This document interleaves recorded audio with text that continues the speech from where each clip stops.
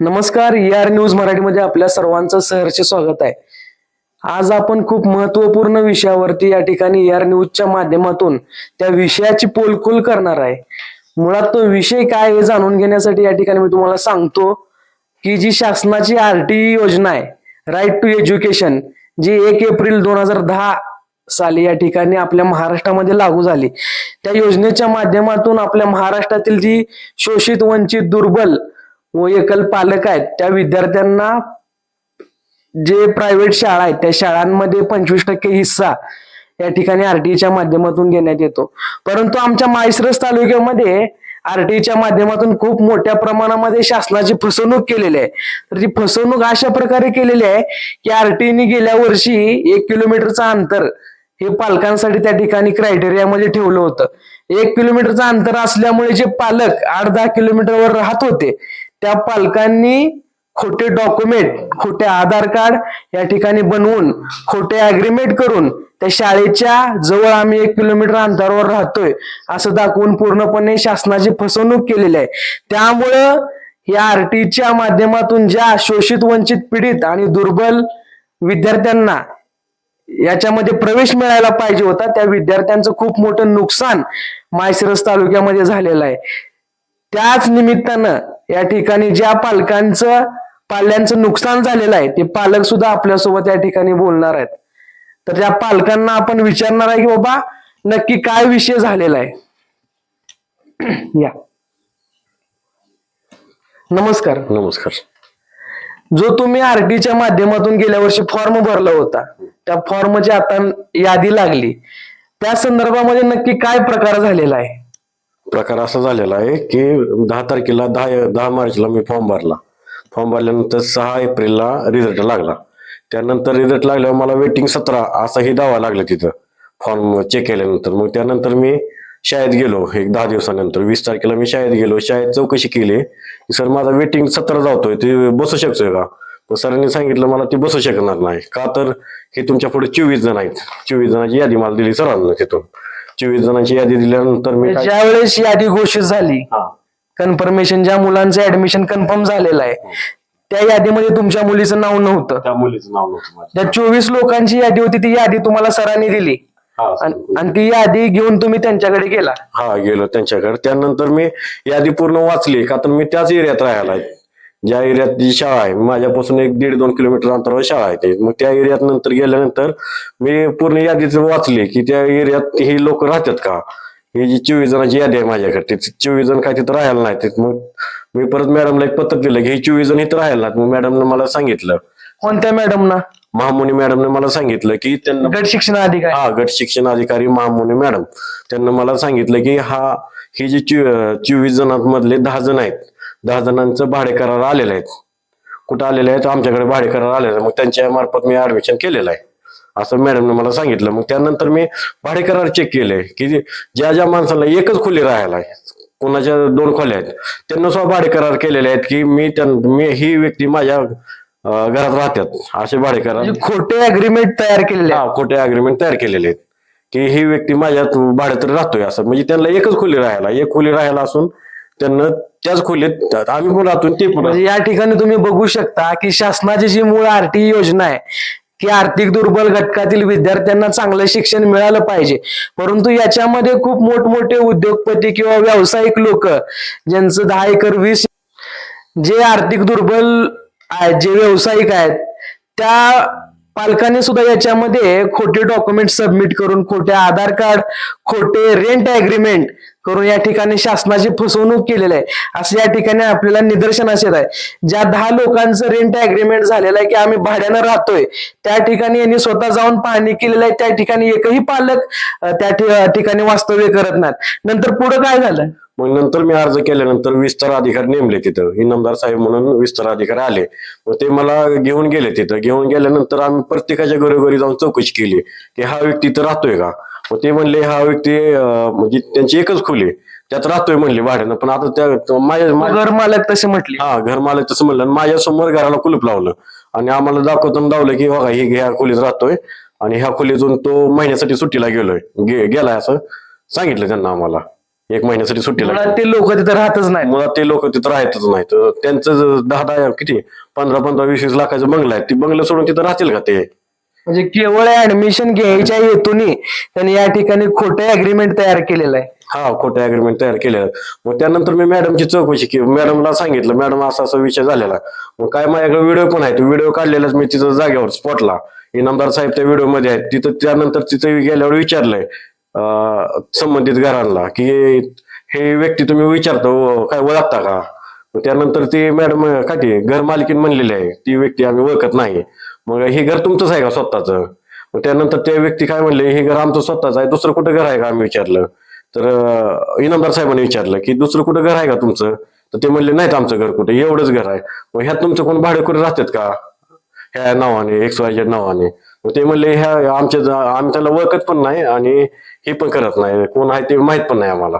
मग त्यानंतर तरी पण विस्तार अधिकारी इनामदार साहेब ह्यांना काय केलं, अहवाल कसा दिलाय की ते आम्ही घरी गेलो त्यांच्यानंतर ती व्यक्ती तिथं राहतोय असं चुकीचा अहवाल दिलेला आहे. जे विस्तार अधिकारी चौकशीसाठी नेमले होते त्यांनी.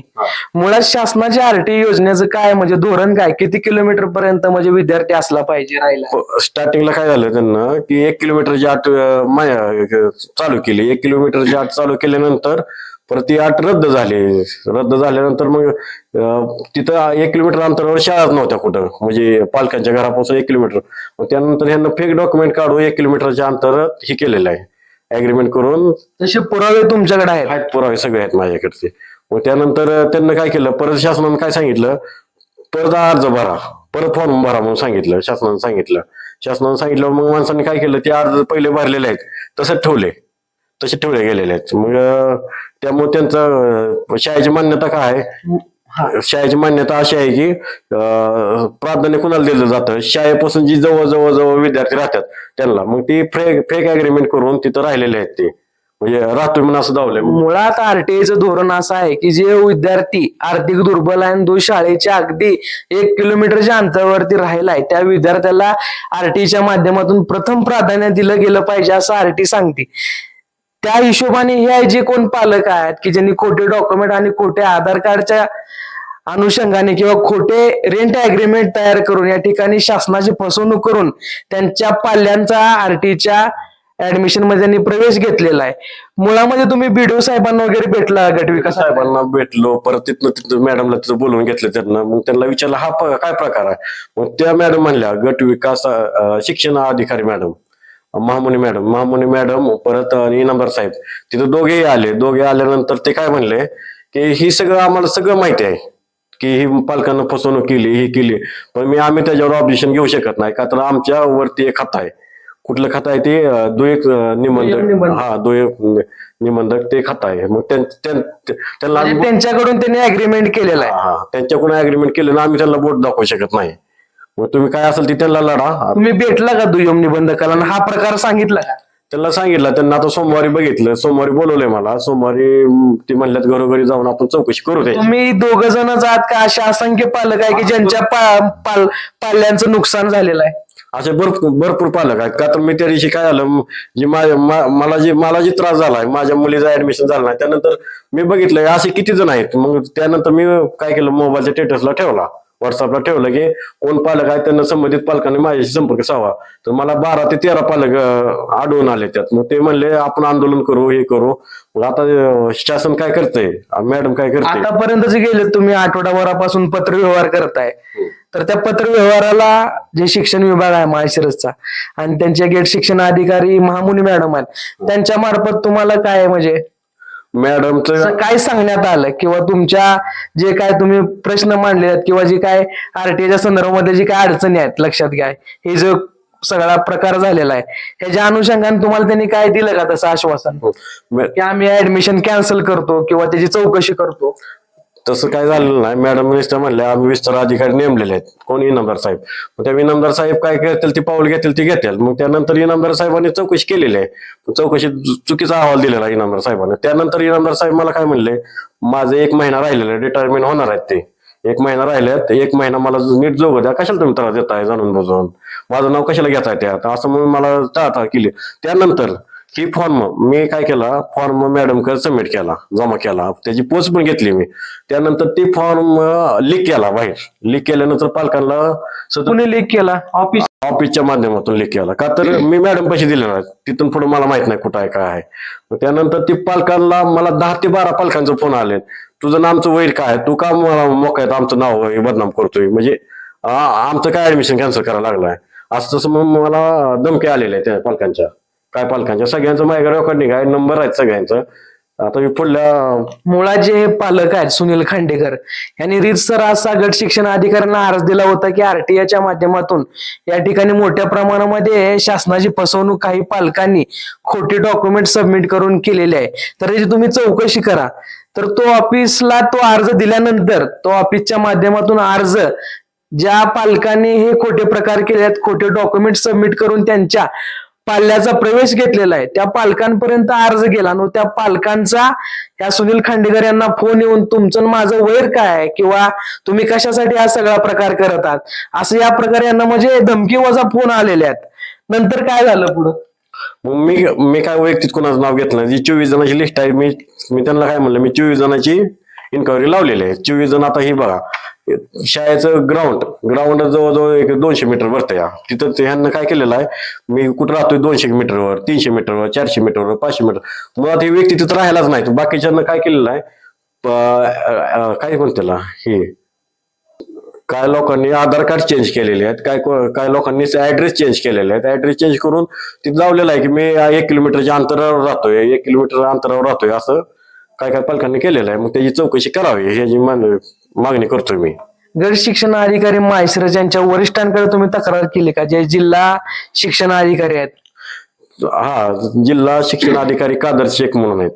मग त्यांना पण मी आपल्या सोलापूर जिल्ह्यात? हा, सोलापूर जिल्ह्याचे कादर शेख म्हणून. मी त्यांना पण वारंवार आतापर्यंत 3 ते 4 वेळा फोन केला, मेसेज केल्यात. मेसेज म्हणजे मी डायरेक्ट माझा अर्ज पण त्यांना पाठवला, जी चूक झालेली ती पण मी त्यांना व्हॉट्सअपद्वारे पाठवली. ते म्हणले मग आमच्या हातात काय नाही, काय असेल ते मॅडम तुम्ही बघून घ्या. मॅडम म्हणजे महामुनी मॅडम तिथे नेमलेले आहेत, ते तुम्ही बघून घ्या काय असेल. मॅडम म्हणतात आमच्या वरिष्ठांना बोला, वरिष्ठ म्हणतात मॅडमला बोला. हा, मॅडमलाच बोला म्हणतात, काय असेल ते मॅडम म्हणतात माझ्यासमोर दिसतंय सगळं चुकीचं आहे. मॅडमने 1-2 नावं पण घेतली, हा माझ्या ओळखीचे आहेत, पण मी त्यांना बोलू शकत नाही ना. त्यांना अग्रीमेंट केलेला आहे, तुम्ही सरळ रजिस्टर ऑफिसला बोला, तुम्ही काय बोलायचं ते, आम्ही बोलू शकत नाही त्यांना, असं मॅडम म्हणले मला. आता एवढ्यावर जर तुमच्या अर्जाची दखल नाही घेतली तर तुमची पुढची भूमिका काय असणार आहे? मी काय करणार आहे आता, इथं बघणार आहे, मग मंत्रालयात जाऊन मी उपोषण धरणार आहे बघा. उपोषण धरून बेमुदत उपोषण धरणार आहे. सर्व पालकांना घेऊन का तुम्ही स्वतंत्र? सर्व पालकांना घेऊन. आता माझ्या कॉन्टॅक्ट मध्ये 17 ते 18 नाही 13 पालक आहेत टोटल त्या शाळेचे, आणि बाकीच्या शाळेचे वेगळे आहे. आणि ज्या एका माणसांनी, आता मी चौकशी केली नंतर कळालं, एका माणसांनी जवळजवळ त्यांची एकच खोली आहे, 5-5 अग्रीमेंट दिलेले आहेत, काय 6 अग्रीमेंट दिलेले आहेत. 6 अग्रीमेंट दिलेले आहेत? हा, 6 अग्रीमेंट दिलेले आहेत. मग ती रजिस्टर ऑफिसचं काम आहे ना, ह्यांच्या खोल्या किती आहेत, त्या काय आहेत त्या. मग खोल्या भाड्याने देताना त्याला ग्रामपंचायतचा एक पुरावा लागतो की मी खोल्या भाड्याने देतोय असं म्हणून त्यात नमूद करावं लागतं. त्यानंतर भाडुकरी ठेवताना पोलीस व्हेरिफिकेशन केलं जातं. मग ते व्हेरिफिकेशन पण चेक करा ना, तुम्ही केलेलं आहे काय केलंय काय नाही ते पण चेक करा. आणि त्याचा मीटर एक येतो कमर्शियल मीटर म्हणून, त्या भाडेकराच्या नावानं मीटरचं लाईट बिल पण चेक करा तुम्ही, की बाबा ह्या नावानं लाईट बिल भरलंय का त्यांना. मुळात जे आरटीचं धोरण आहे शासनाचं की दुर्बल आर्थिक विद्यार्थ्यांना याचा लाभ मिळाला पाहिजे, पण ह्या अशा लोकांमुळं जे खरे वंचित विद्यार्थी आहेत त्यांच्यावर अन्याय होतोय का? अन्यायच होतोय, उघडच अन्याय आहे की. आता काय झालंय, आमची ऐपत नाही ना, ऐपत नाही की रजिस्टर ऑफिसला त्या 3,500 रुपये आणि घर मालकाला 10 ते 15,000 रुपये देऊन अग्रीमेंट करून घ्यायची, ह्याची ऐपत नाही. आमची ऐपत काय आहे की बाबा नाही की त्यांना 10,000-15,000 रुपये भाडे करार देऊन नंतर रजिस्टर ऑफिसला 3,500 रुपये खर्च करून ही गोष्ट आम्ही करू शकत नाही ना. त्यामुळे आम्ही वंचित राहिलो म्हणजे सगळ्या ह्या गोष्टीतून. म्हणजे तुम्हाला म्हणायचं की याच्यामध्ये आर्थिक व्यवहाराचे सुद्धा काही घटना घडलेल्या आहेत? हा, घडलेलेच आहेत. ही सरळ मी सांगतो घटना घडलेल्या आहेत की जेणेकरून म्हणजे आमची परिस्थिती नाही ना तिथं कुणाला घर मालकाला, तिथं संबंधित घर मालक आहेत, काय जणांची पाहुणे आहेत, काही जणांना फुकाट केलेले आहेत ते अग्रीमेंट. आणि काही जणांना 10-15 हजार रुपये देऊन येतात. मग त्यानंतर मी पण चौकशी केली की मी तिथं मला एक दोघाला फोन केले मी तिथल्या घराला, अरे तुम्ही अग्रीमेंट दिलेला आहे का, कशा प्रकारे दिलं? ती म्हणले 10 ते 15 हजार रुपये लागतात, तुम्ही ओळखीच आहे म्हणून तुम्ही 10,000 रुपये द्या आणि तुम्हाला देतो अग्रीमेंट करून. म्हणजे तुम्ही बघू शकता की जे पालक ज्यांच्या पाल्याचा या ठिकाणी प्रवेश झालेला आहे त्या पालकांनी पैसे देऊन त्या शाळेच्या 1 किलोमीटर आवारामध्ये खोटं अग्रीमेंट तयार केलेलं आहे दुय्यम निबंधकाकडून. ह्याच्यामध्ये तुम्ही बघू शकता की आरटीआयचे जे काय धोरण आहे शासनाचं, या धोरणाला कशा प्रकारे या ठिकाणी काही विघ्न संतोषी लोक खोटे डॉक्युमेंटच्या आधारे या ठिकाणी जे खरं आर्थिक दुर्बल विद्यार्थी आहेत त्या विद्यार्थ्यांवर कशा प्रकारे हे म्हणजे आज ह्या वर्षी तुमची मुलीचं ऍडमिशन असल्यामुळे तुम्हाला हा सर्व प्रकार कळाला.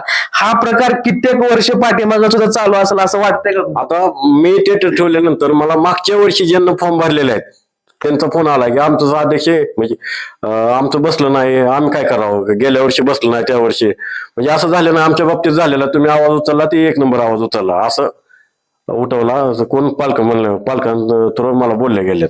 गट विकास अधिकाऱ्यांचं काय म्हणणं आलं याच्यामध्ये? ते आम्ही काहीच करू शकत नाही, काय असेल ते तुम्ही रजिस्टर ऑफिसला बोला म्हणतात, आम्ही त्यात काही करू शकत नाही, आम्ही त्यांचा कागद कसा खोटा ठरवू असं त्यांचं म्हणणं येतंय. तर एकंदरीत तुम्ही बघू शकताय की जे 1 एप्रिल 2010 रोजी शासनाने आरटीजी राईट टू एज्युकेशन ही योजना आर्थिक दुर्बल विद्यार्थ्यांसाठी निर्माण केली होती की जेणेकरून विद्यार्थ्यांना चांगलं शिक्षण मिळालं पाहिजे आणि प्रायव्हेट शाळेमध्ये 25% कोटा त्या विद्यार्थ्यांसाठी राखीव ठेवण्यात आला होता. परंतु त्याही कोट्यावरती काही विघ्न संतोषी लोक ज्यांची ऐपत असूनही ते जाणून बुजून हे खोटे डॉक्युमेंट सबमिट करून त्या ठिकाणी जी खरे विद्यार्थी आर्थिक दुर्बल आहेत त्या विद्यार्थ्यांवरती अन्याय करायचा किंवा त्या विद्यार्थ्यांचं भविष्य पुसायचं काम ह्या लोकांच्या माध्यमातून होत आहे. तर आपण बघू शकता की कशा प्रकारे आरटी मध्ये किती मोठ्या प्रमाणामध्ये माळशिरस तालुक्यामध्ये या ठिकाणी घोळ झालेला आहे खोटे डॉक्युमेंट, आणि याच्यामध्ये पूर्णपणे जे काय संबंधित अधिकारी आहेत त्या विभागाचे, शिक्षण विभागाचे, ते अधिकारी सुद्धा या ठिकाणी अंगकाढूपणा या ठिकाणी करत आहेत. त्याच्यामुळे आपण बघू शकता की हे म्हणत आहेत की आमच्या अर्जाची जर दखल नाही घेतली तर भविष्यामध्ये आम्ही मंत्रालयासमोर आझाद मैदानावरती आम्ही आमरण उपोषण सर्व पालकांना घेऊन करू, अशी यांची सुनील खांडेकर यांचे जे पालक आहेत यांच्या मुलीचा प्रवेश या ठिकाणी जे काही लोकांच्या ह्याच्यामुळं त्यांच्या मुलीचा प्रवेश या ठिकाणी रद्द झाला होता किंवा त्यांच्या मुलीचा प्रवेश हा वेटिंग लिस्ट मध्ये पडला होता. ह्या लोकांनी जर खोटे डॉक्युमेंट सबमिट केली नसती तर जे खरं पालक आहेत, जे खरं त्या शाळेच्या अंतरावरती राहिला आहेत त्या लोकांचा प्रवेश किंवा त्या पाल्यांचा प्रवेश ते 100% झाला असता असं यांचं म्हणणं आहे. कॅमेरामन अभिजित वाघमारे सह मी सौरभ वाघमारे, ER न्यूज मराठी.